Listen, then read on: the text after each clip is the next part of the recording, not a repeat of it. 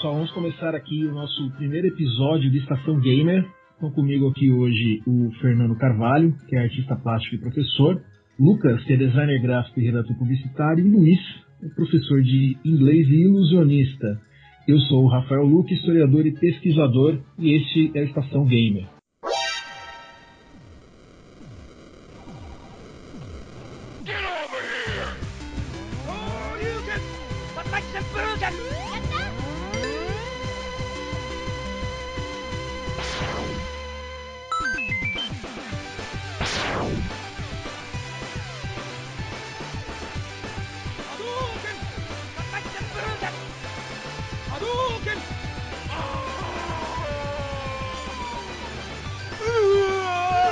Estação Gamer, seu rádio de web rádio.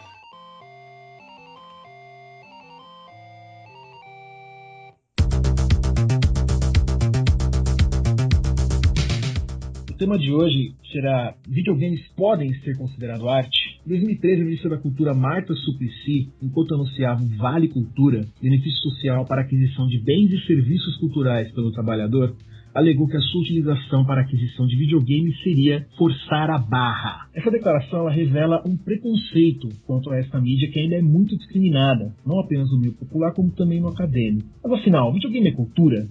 E indo ainda mais além, a gente pode considerar o videogame como uma obra de arte? Fernando Carvalho, o que você acha? O videogame pode ser considerado uma obra de arte? O videogame é uma mídia de arte. Bom, a gente tem que entender o seguinte, que a progressão natural do que era arte é o videogame. A arte, ela migrou, a arte pictórica, musical, teatral, elas se juntaram na linguagem do que a gente conhece como cinema. E a partir daí, não se tinha mais onde avançar. E a partir desse momento aí, qual que seria o avanço natural? Seria a interação. A arte, ela é uma derivação da cultura. Tá? Ela vem de uma cultura específica. É porque a arte... Ela é uma expressão dessa cultura, é isso? Exatamente. Quando a gente para analisar o que é arte, você primeiro tem que entender contexto social, contexto cultural, contexto geográfico. A arte, ela não surge do nada. Né? Ela depende de uma cultura. Que tipo de cultura? Da onde que essa cultura vem? Pessoas, né? O contexto social que essas pessoas estão inseridas. As pessoas faltam no gosto pessoal dela. Ela não analisa o contexto social em que surgiu essa manifestação cultural, que a arte é isso. Ela é uma expressão da cultura em que ela está inserida. A nossa observação do mundo, ela está limitada pelo nosso olhar, pela nossa capacidade de observar um espectro luminoso, certas propriedades da luz,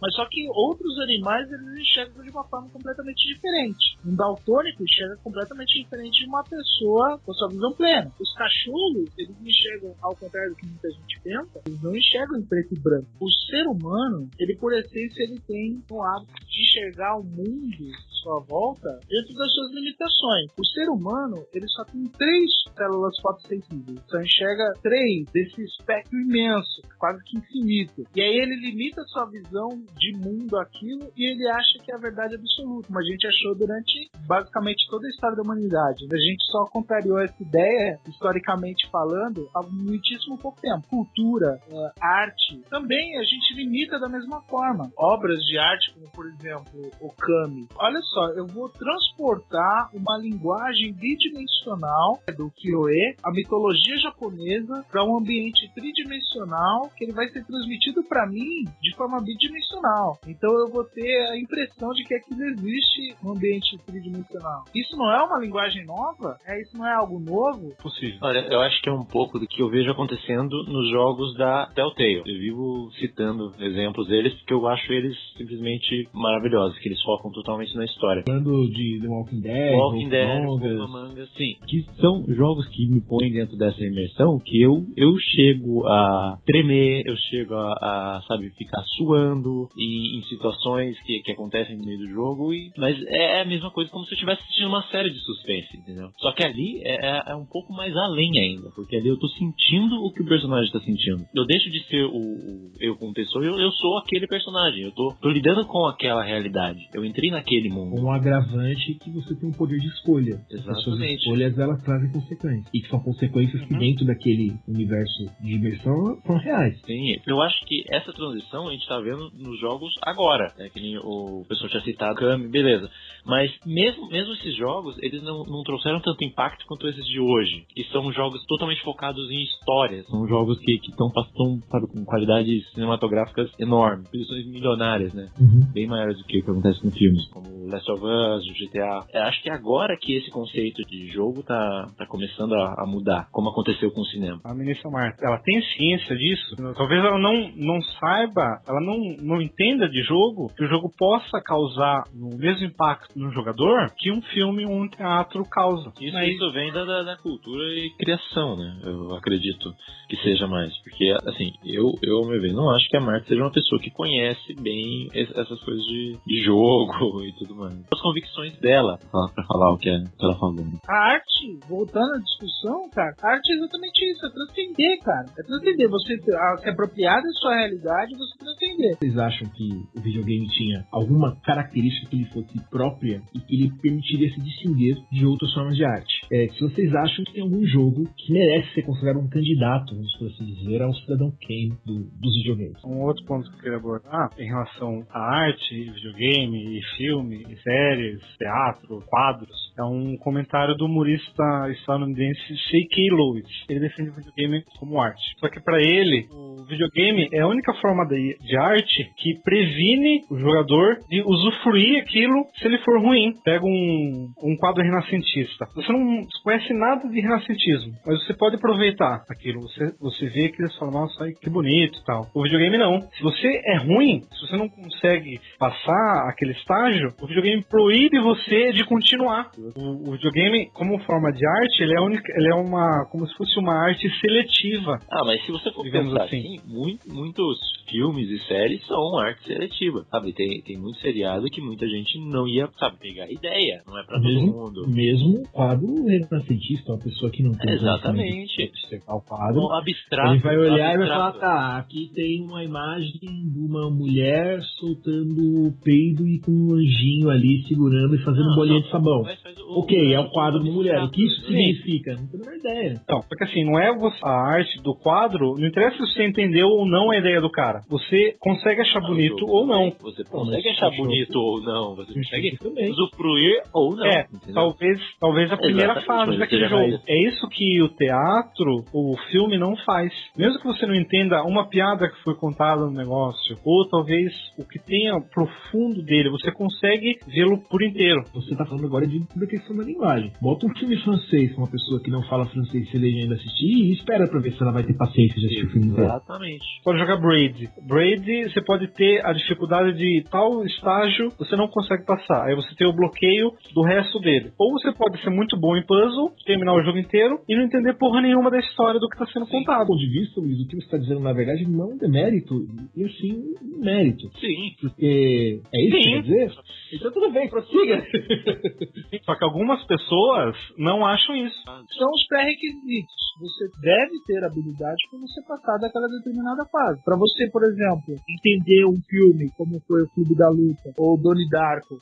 Donnie Darko. Ou Os 12 Macacos. Mas você tem que ter certos pré-requisitos para você compreender. Né? E se você não compreende, você acha que é uma porcaria, você acha que é interessante, etc. Então, Fernando, você acha que tem algum jogo que é candidato ao Cidadão Kane nos videogames? E, na minha opinião, tem vários outros. Mas eu acho que o Last of Us, assim, ele é meio que ao contexto. E a principal característica do videogame, como arte, assim, é exatamente a interação. E uma outra mídia, você não é passivo. Um quadro, você é passivo. Um livro, você é passivo. Uma peça teatral, você é passivo. O videogame, você é um agente ativo. Por mais que não seja tão interativo o jogo, por exemplo... Eu acho que você tá na pegada certa. Né? Tô achando excelente, prossiga. Não, porque se pegar, por exemplo, point and click, né, que as pessoas acham muito um pouco interativo, mas só que você é um agente ativo. Se você ficar com o controle parado, observando a tela, a obra não se completa. Se você ficar parado em frente ao quadro, se você não tiver os pré-requisitos, você vai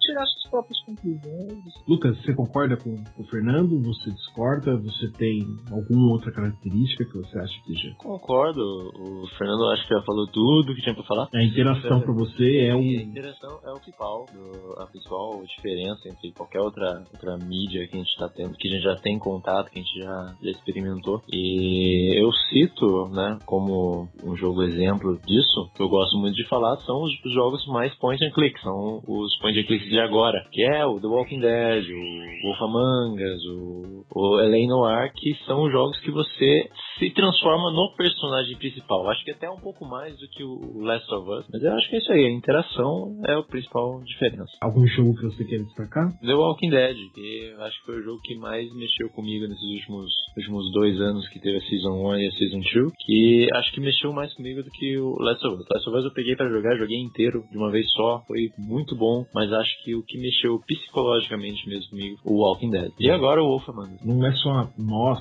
que achamos que videogames são arte. Os videogames, eles são considerados como arte por instituições respeitadíssimas, né? O Smithsonian é o maior museu dos Estados Unidos, eu não sei se é o maior do mundo, ele realizou uma grande exposição sobre os videogames como arte em 2012.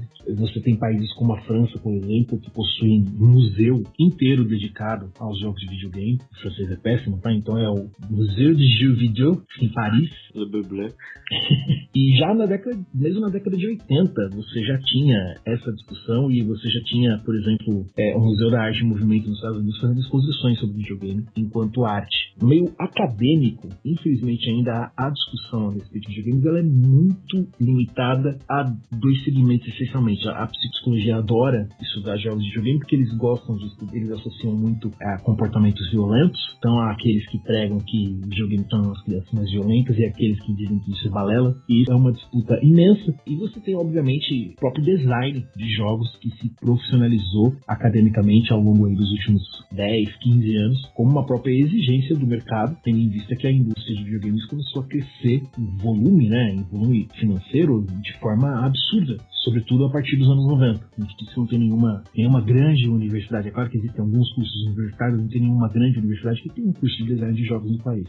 Mas isso, como a gente discutiu, que é algo que tende a mudar à medida em que essa mídia vai sendo mais aceita. E é claro que conforme o tempo passa, a nossa geração, por exemplo, que cresceu jogando videogame, e as gerações que vieram depois da nossa, ainda mais imersos nesse mundo, não há um mundo onde o videogame não exista, né? E para eles, eu acredito que não há uma hierarquia de entretenimento que distancie o videogame, por exemplo, do cinema. São formas de entretenimento, formas de arte de igual valor. Então eu acredito que isso tende a mudar. Espero que essa nossa pequena contribuição ajude nesse sentido também. E você, Luiz, qual característica você acha que é específica do jogo enquanto arte e qual jogo você acha que seria um bom candidato para o Cidadão Kane dos videogames? Eu acho que... Cara, você imitou bem, continua aí.